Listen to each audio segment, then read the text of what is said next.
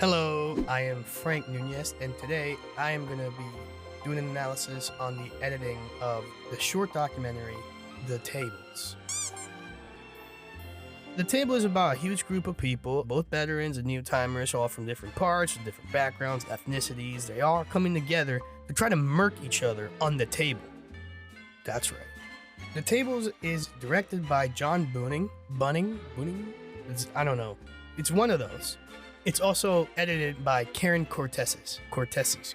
I'm horrible with names. Overall, I think the editing is masterful. It gets you right into the mindset of just being in the ping pong set. What are the interesting characters that come to Bryant Park? It's very well intentional in the sense of like creating an atmosphere where you feel like you're almost like the ping pong ball. You're bouncing back and forth in these montages, ping pong, ping pong, ping pong. I'm feeling bounced around. Like I genuinely feel bounced around when I'm watching this. That's the point. That is the point. That is the point. That is the point. That you feel bounced around. That is the point. And so, there's some fantastic visual storytelling in this documentary. There's moments where people are talking about taking the bus and train. I take the bus to the train and then the train to another train just to get here. You don't see exactly someone getting on the bus and getting to the place. That will be Mickey Mouse. But no, you see an overall street view from the top of there is a bus, but like it's mostly like a time lapse of just people. It's so visually compelling. It's like it says the same thing that the showing the Mickey Mouse bus would have done, kind of. But it's just more artistically done, in my opinion. Then they do the same thing with the train. It says, oh, we're taking the train. But they don't show a train. They don't show people getting on the train. They show the entrance to the subway and nothing else. I don't know. It's just brilliant to me. It's so simple. There's a simplicity to the editing in this documentary that I think people can learn from. I learned from. It's just beautiful. It's beautiful. Amazing intro into what the park is, what it kind of represents for some of the people at a very macro level almost. This is very like it's almost like you were walking down the park and you ask like, hey man, what's going on here? And they're like, oh, this is like, that's what it felt like. It's like you're just kind of getting a little small glimpse of what is happening in this magic land, I guess, this Narnia of ping pongers. Then we get introduced to the characters, which I think was fantastic. I mean, the way they go one by one by one, introducing each other almost, talking about the different things that make them unique. I mean, you really feel like you're watching an ensemble of ping pong members in a movie. Legit. The whole montage has just a smoothness to the whole scene. I mean, it goes from right to left to right, to ping pong to paddle to ping pong to boom to boom. And then you have the music.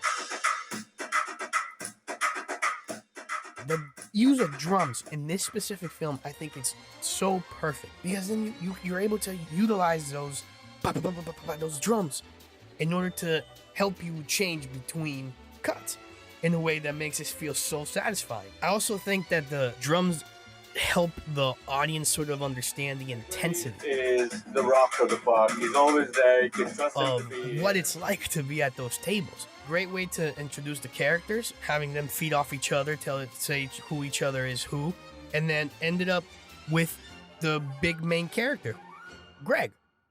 We literally segue right into his whole past life story, his struggles, why he came to be who he is in this moment, why he comes to these tables all the time. That then leads us to Act 2.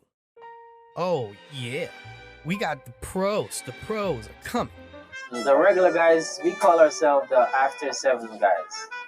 Jazz. Simple jazz. Like, almost like classical. Like, traditional. Like, fundamental. Like, elite. Aristocrat. High-end. Top tier. And then you get this awesome phrase. After 7, the pros come in. Risers. Building up that tension. Jazz music, reverb. In the morning, it's like a little bit more like... You feel it in the background. It's almost like if you're sitting down and everything is coming down on you, like, what is going on? Like the big boys in the park are about to take your basketball from you because they're the 6th graders and you're the 3rd grader and you are going to get beat up. So you just walk away. That's not a past memory. And it all leads to all this overall intensity. But I think it's so impressive how it just kind of just slows back down. Who have their own paddles that are hardcore about the games that come here and play. It lines up because it reminds you, it's still, you know, it's a club. That's when the hustling starts, and that's when winner stays on the table. Okay, so this is my favorite part. The ending montage. It is so simple. Just faces. One by one. Cut on beat. Cut on match cut. Cut right at that crescendo on the song. Keep them just a little longer. Cut to black. It's so simple. It's so beautiful. It is so informative if you really visually absorb the emotions of the faces that are going on screen. It's just a great wrap up because the tables aren't the tables because they're just ping pong tables. The tables are the tables because the people go all the time to play. Imagining potentially ending on a shot of just the ping pong tables because the documentary is called The Tables. That would be the wrong wrap up in my opinion because the tables have nothing to do with the actual film. It could have been the courts. It could have been the swimming pools. It's about the people that show up, that make the tables. You ask, what are the tables? It's Gregory, the homeless man. It's the college kid. It's the Asian dude without the shirt. It's all those people. The old lady who's murking. Overall, I think the movie is, to me, it's an 8.9 out of 10. The editing to me is like a 9.5. For sure. Top tier. I do think that the structure in Act 2 gets a little funky. I don't know how everybody feels about that. That's just how I feel. But other than that, the storytelling, editing-wise, is sound. The cuts are fantastic, soothing. Match cuts are on point. L cuts, J cuts. Some of them could have been a little smoother. But other than that, they were used very well. So that's my editing analysis for the short documentary, The Tables. Again, it was edited by Karen Cortese. Please tell me that's how you say her name. And then John Bunning. I don't even care if that's how you say his name. I hope you guys enjoyed the editing analysis, and I hope that you all enjoyed the movie because I really think it's a fantastic, fantastic short documentary. Have a great day, everyone.